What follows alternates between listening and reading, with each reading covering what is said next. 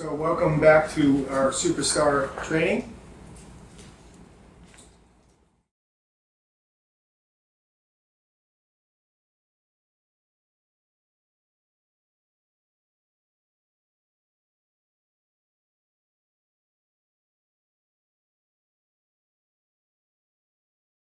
And today's training is about leading buyers to buy. Very good training, often a very enlightening training because many agents that I talk to are frustrated working with buyers, and rightly so. So we're going to go over a few things today. And first and foremost, working with buyers and leading with buyers is what I would consider a deal-making skill. In other words, getting a buyer to actually write the contract and getting that escrow done. So if you're already in front of the buyer, you've done some of your marketing and prospecting to the extent you've either got a referral or you've got that lead in some way, and now you're trying to convert that lead to an actual contract. That's what I would consider a deal-making skill. So today we're going to discuss a few things in this regard about bad buyers, which most agents run into, the pros and cons of working with them, buyer insights, how to screen buyers, what I call the screening protocol, the buyer relationship and engagement dialogue. This will set the stage of how to work with buyers and give you some skills, how to use a property feedback form with the buyer, 20-second follow-up calls to buyer, and how to call them to action to actually get them to write the offer. So that's today's agenda. So let's first define what a buyer is, which is someone who actually buys real estate in the immediate future. A buyer is not somebody as we're thinking about moving in 6 months and check back with us. That's a lead. That's not a buyer. So, we have leads and prospects, but a buyer for this training, for when we're referring to them, is somebody, it's an active buyer that's ready to rock and roll right now. It's not a looker, a wishful thinker, tire kicker. It's a person that can finance the property. It's not a person that has no money or a loan. And it's not a person that doesn't have a job, unless, of course, it's, for example, a retired person that's just buying a house for cash. And that's still an active buyer. But for the most part, most of your buyers are going to need a job, tax returns, down payment, and a good loan, and have some good credit. The days are gone when a 720 FICO score and that's it buys real estate. Those may come back, but highly unlikely. So they really, the buyer needs to have financing and cash. I get these kind of questions a lot. I have this buyer that's driving me crazy. I've shown this buyer 18 homes. I just found out my buyer got turned down for a loan. I also found out my buyer's working with another agent. And I found my buyer the perfect home, but they won't write the offer. These are very common scenarios I hear and see from rookie agents. So if any of these sound familiar, hopefully today's training is going to really enlighten you how to deal with some of these situations. First off, I'm going to talk about bad buyers. Bad buyers are absolute killers to your time, your energy, your attitude, and your momentum as a superstar agent. With this training, you're going to start gaining momentum with habits, systems, skills, and your mindset, your attitude, and bad buyers can impact that type of momentum that we want you to have. And you must be proactive. And keep in mind what the name of this training is leading buyers to buy. Leading buyers to buy. So that's really the context of this training. And if you have a bad buyer, it's something I would recommend you actually say, thanks, but I really am not the agent for you. Don't feel hesitant to dump a bad buyer because they can really bring you down. Let's talk about some of the pros and cons with working with buyers. Downside with working with buyers is oftentimes they think that your time is theirs. They are often very demanding. Working with multiple buyers the wrong way can totally disrupt your schedule. It's hard to maintain control of some of these buyers. There's no assurance that they will buy. You get them right to the well, but they won't take a drink. Most buyers are not loyal, unfortunately. And when you lose a deal, you can also lose the client, or you can lose the buyer. In other words, if they want a house really bad and it's in multiples and you don't get it, sometimes they shoot the messenger, they blame you. So these are some of the downsides of working with buyers. But more evidence to work by referral and have that as your mindset is 92% of buyers look online and 87% of those get a referral from somebody else. So think about today's buyer. They're often looking on Realtor.com, Yahoo Real Estate, whatever. They're interested in buying a house in Burbank. They see a house. They say, God, we really want to take a look at that house. They call their buddy or their friend and say, do you know anybody that can help us? And they look for a referral.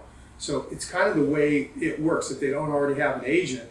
So it's incredibly important to keep working your database to get really great buyers. Let's talk about the upside about working with buyers, some of the upsides.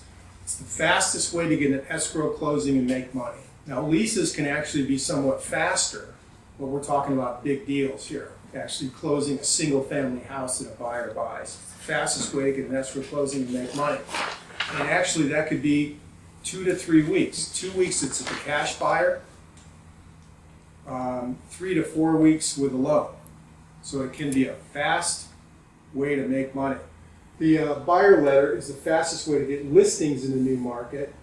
And so make sure you attend the Buyer Seller Insider Secrets training. So one of the things we're going to show you about is how to actually advertise for buyers, to use what we call a buyer letter to go into a new market and contact sellers. So there's a payoff to that is not only do you get new buyers into your database, you're going to get new sellers and new listings. Getting referrals from a buyer should be standard practice and is really not that hard.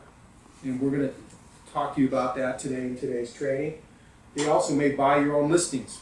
What's better than double-siding your own listings and earning the entire 5%? And it's less of a blame game than working with a seller. What I mean by that is if the house doesn't sell, the sellers blame the agent many times. That's not the case with working with buyers. So there's a wrong way and a right way to work with buyers. They're in control if you are the follower. So in other words, you want to lead them. So either they lead you or you lead them. The way to do this correctly is you maintain control of the entire environment and the relationship. So obviously, which of these two do you prefer? Do you want to be a follower or a leader? So the typical real estate agent acts as a follower. You're the buyer's chauffeur. You're available to them 24/7 in the field. In other words, hey Scott, we want to see 123 Elm Street today at 1 o'clock. Boom, drop everything, show me that house. That's a typical scenario when the buyer is leading the relationship. You must show them property before you screen them. You do show them property before you screen them. That's a typical follower mentality of an agent.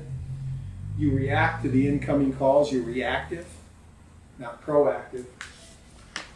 You allow the buyer to control the process. You allow the buyer to set the expectations, and your entire focus is on the transaction.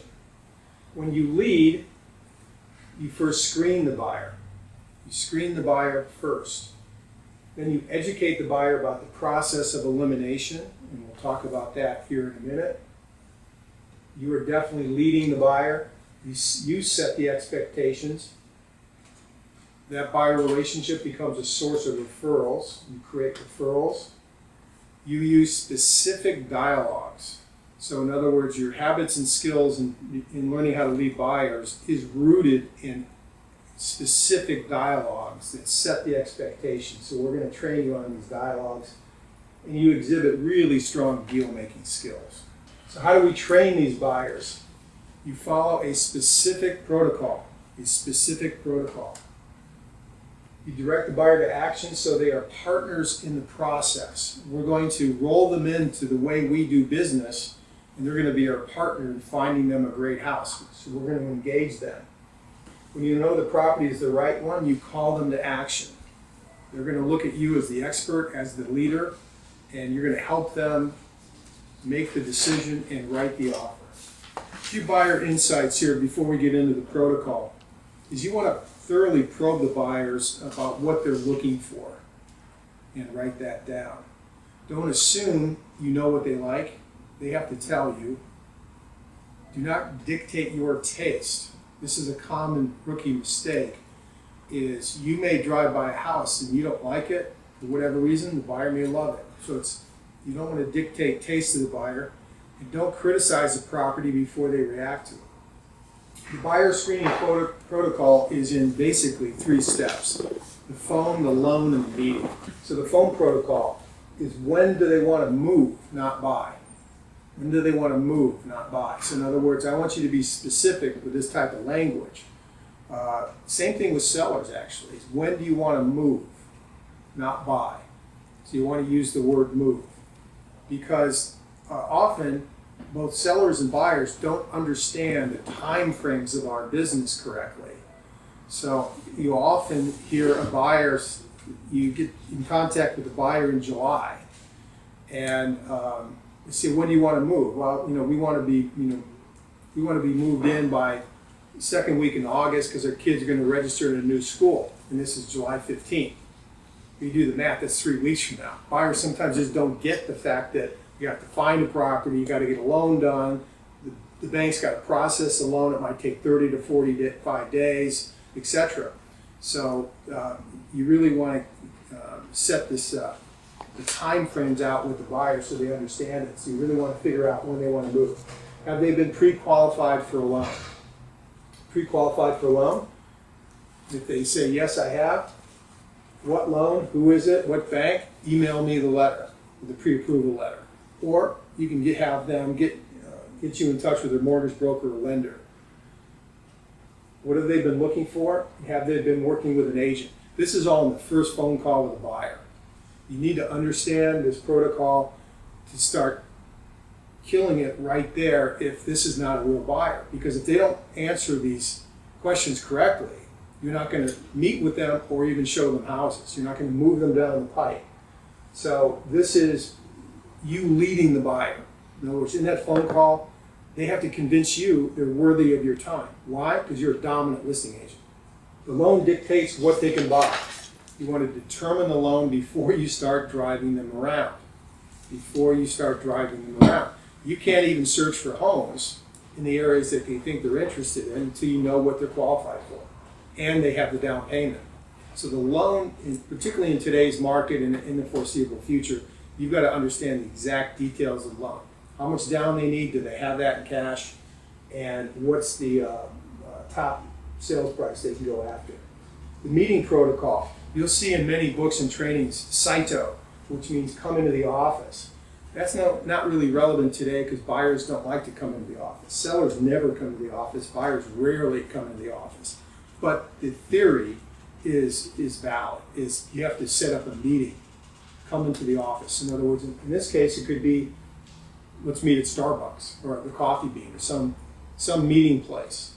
You want to do this prior to showing them homes. If they won't meet, they're not a buyer. This is a breakthrough right here on many agents. It's a phone protocol. You get the loan process done. You set up a meeting when you know what the loan is, and you meet them. You start cementing the relationship in person.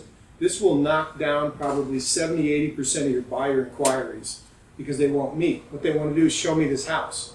They want you to meet them at a house or start showing the property. What are they doing? They're leading, right? So keep in mind, this is about you leading the buyers and you want to get paid. So you want to set up a meeting. So the protocol is phone, loan, meeting. Let's get into some dialogue.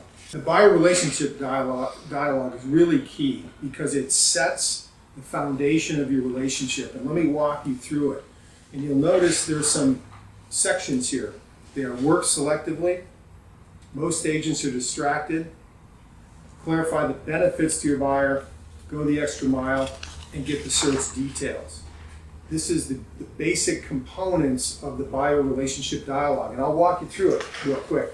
So I'm going to role play being the agent. I work very selectively with a few buyers at a time because I work differently than most real estate agents. I'd like to take just a moment and explain to you how I work and how it will benefit you. Is that okay? So I want their consent.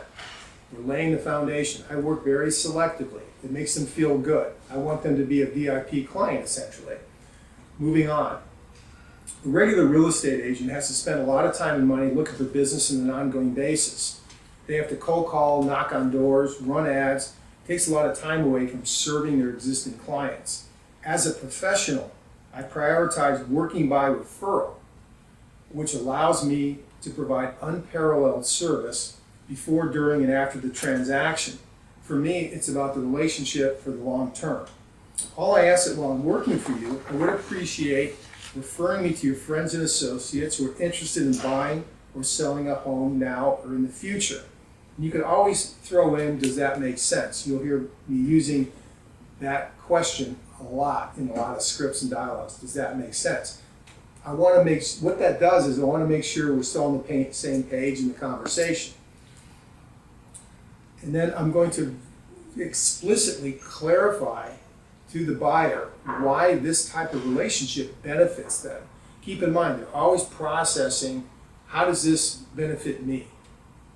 So as you and my other clients keep referring me, I don't have to be distracted by cold calling, door knocking, etc., which allows me to give you VIP service. Does that make sense? And now I want to go the extra mile. I want to start giving the buyer a visual image of how this may benefit them in the long term. So an example of my VIP service, Mary, is that I would love to host a housewarming party with you. I'd even bring the food and help you with the invitations. I invest my time and money in my clients even after the sale. Your children might get to meet other children in your neighborhood.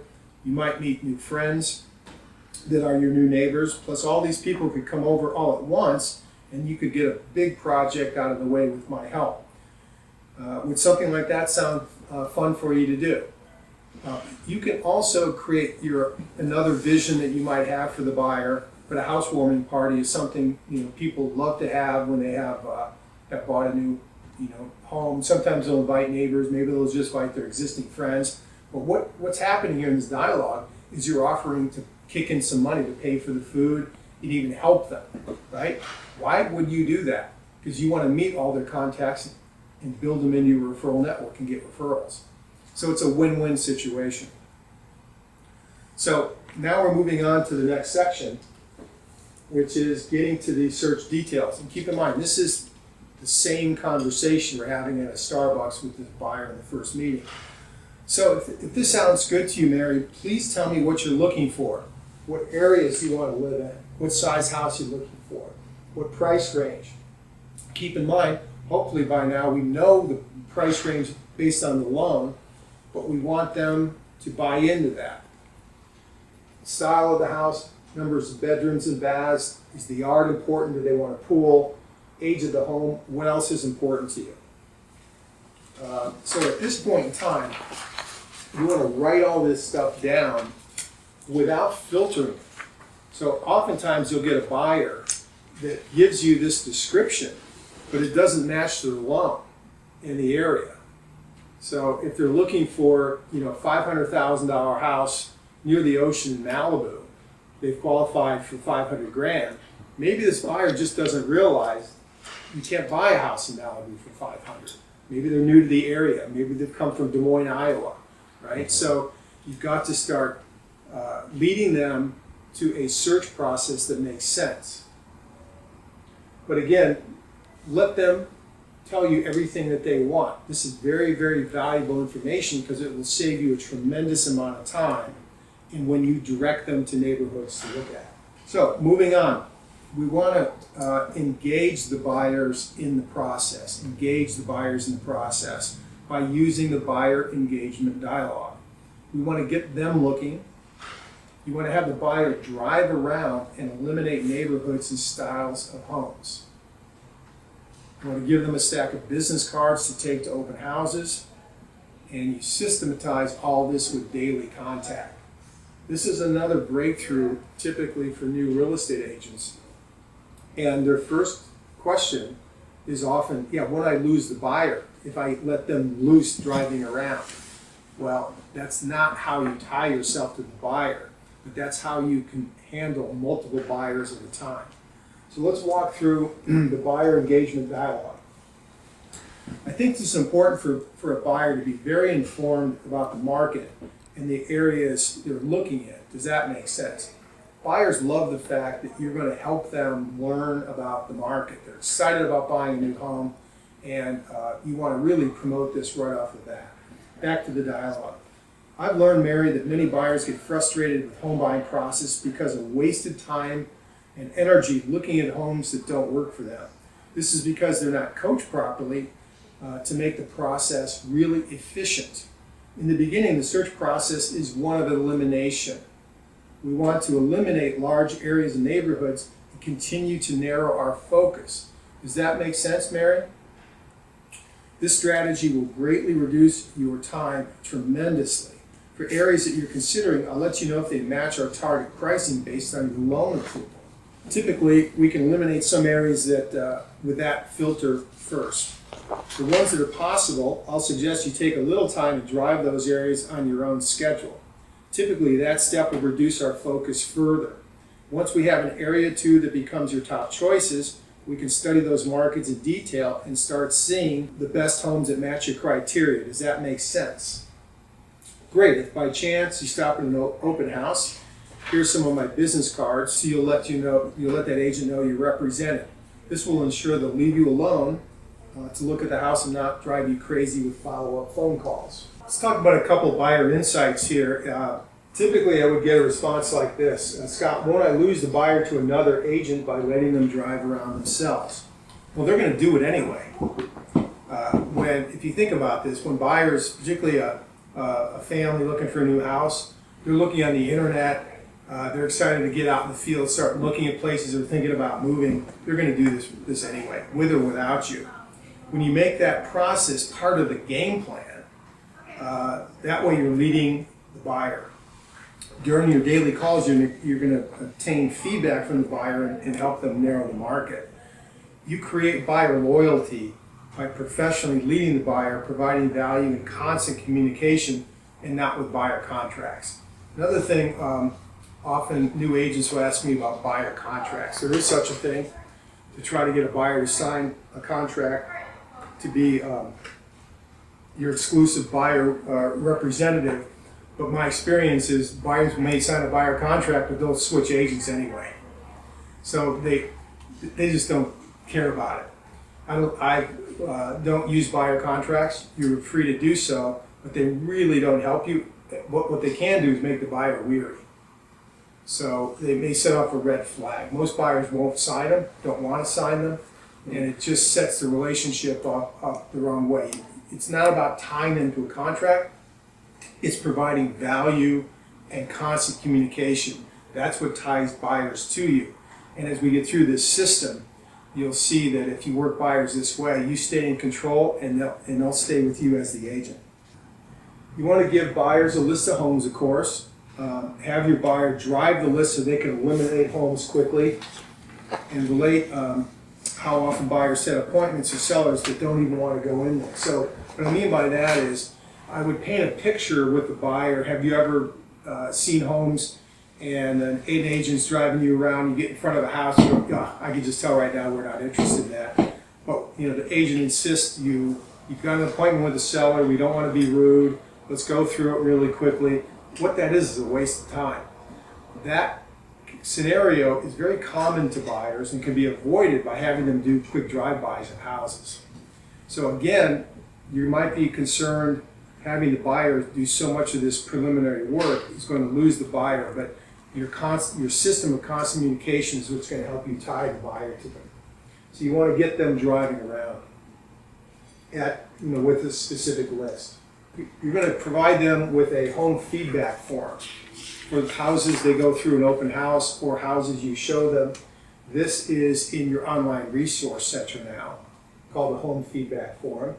They can write down the address, what they liked about the home, and what they didn't like about the home.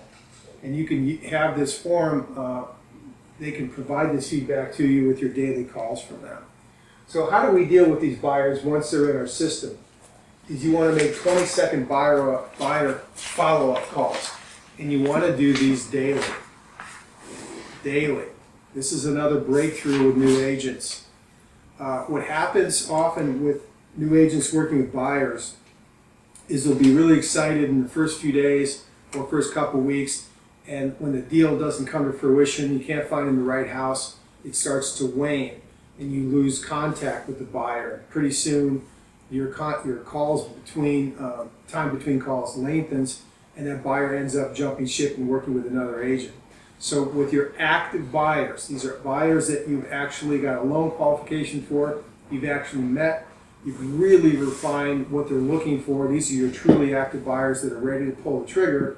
You want to call them every morning. Every morning. Now, yes, it's a lot of work, it takes some time, but what takes more time? A 20-second phone call daily, or spending an afternoon driving around a buyer looking at houses that make no sense. There's no chance of them buying. So keep in mind, this is what helps you tie the buyer, makes the buyer more loyal to you. It helps you stay connected to your buyers. So you call the buyer, do not email the buyer. I'm not saying you can't email the buyer listings or information, but email does not replace that outbound phone call. It just takes 20 seconds. Email is too impersonal. Once you're really rolling and you got a lot of deals going and you end up getting an assistant, the assistant could do some of these buyer follow-up calls. Let's go through the dialogue here real quick. Hi Mary, it's Scott, touching base with you. Want to let you know that I checked the market today for us and there are no new listings that match what we're looking for. I'll check in with you tomorrow for another update. Please call me or email me if you need anything in the meantime. Thank you.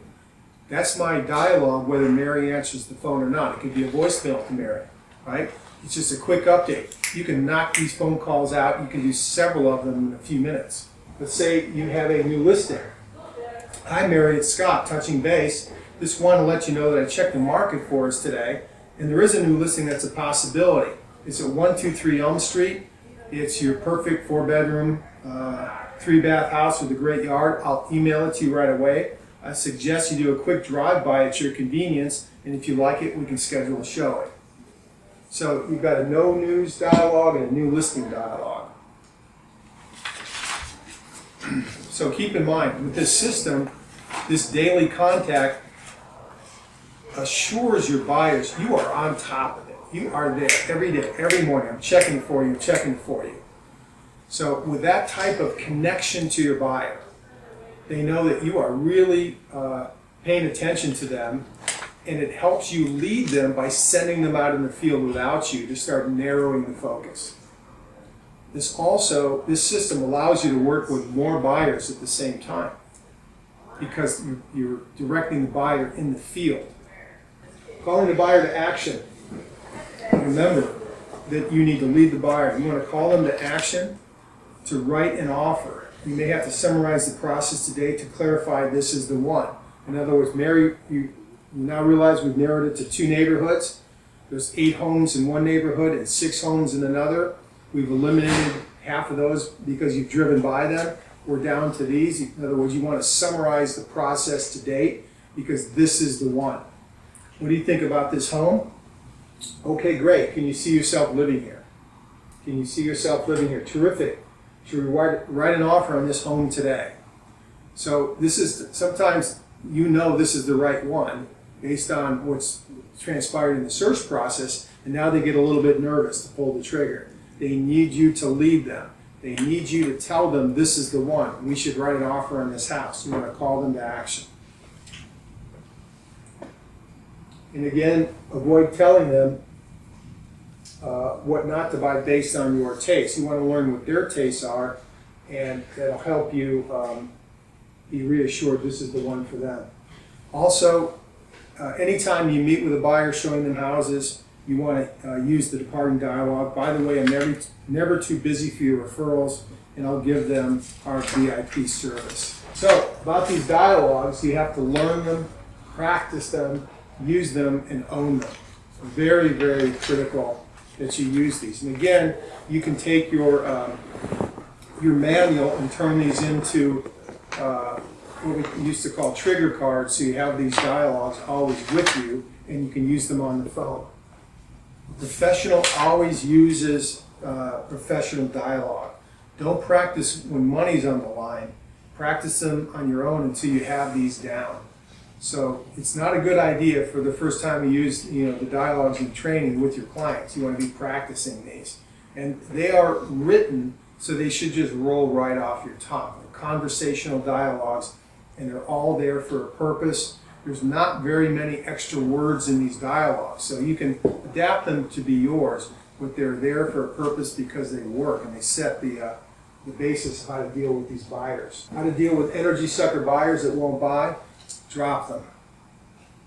You do not have time to work with people that are not going to pull the trigger. And when an agent says, "Yeah, Scott, but this is the only buyer I have," a bad buyer is the only buyer you have. The solution to that is to develop more leads in your marketing system. You want to have a number of buyers so you can filter and only work with the best ones. You don't want to work with every buyer. You don't have the time. They're going to be too demanding on your schedule. So the solution to the whole thing about buyers is get a lot of leads and use your systems and systems we're going to be talking about even in the future to generate buyer leads. Okay, let's move on to today's action list. Number 1, we want you to call all active buyers. If no active buyers, if you don't have any active buyers, call 10 people in your database and ask them for referrals to buyers. The market is really heating up. There's a lot of buyers out there in the marketplace right now. And for those you do connect with, write a note to each buyer following the call. So if you get a buyer on the phone, you're starting going through the protocol, you want to get their home address or their mailing address, write them a personal note. That will set you apart from other agents who are considering representing them right away. So you follow up with a buyer on the phone, you write them a personal note. Number 2, continue calling all contacts in your powerful referral network, in your database. If you don't have many contacts uploaded to your CRM, it's now time to start getting everybody you have out of your contact and lead systems into the CRM. Do at least one drop by each day in the field and write notes to those contacts. You also want to download something we call the real estate report in our online resource center. That's something you could put on your tablet or your laptop computer. I'd like you to study that because it's a really good report to show buyers when you're meeting with them at Starbucks or wherever about what's happening in the market over the past year or so. It's a general overview with a lot of great information from the National Association of Realtors, California Association of Realtors, etc., to give them perspective on the market. So it could help instill with your buyer meetings that you are the expert. Okay, great. Let's preview the next training, which is we'll be getting into becoming a dominant listing agent, working with sellers. We're going to talk about who is a seller, the pros and cons, working with sellers, some seller insights, the whole pre-list strategy. And even though it's not on your action list today, if you haven't done so already, please download those pre-list documents in your pre-list folder in the online resource center. Start looking with those and you can start editing those to make them your own to get a jump on next week's training. The whole concept of risk reversal. You see this in the marketplace all the time. It's almost never used in real estate. We're going to teach you a great technique in your marketing arsenal about risk reversal. There'll be some great fundamental seller dialogues, and we're going to get into how to list expireds and FSBOs next week. To get a jump on that, please download the expired and FSBO script in your online resource center. Thanks for coming, everybody.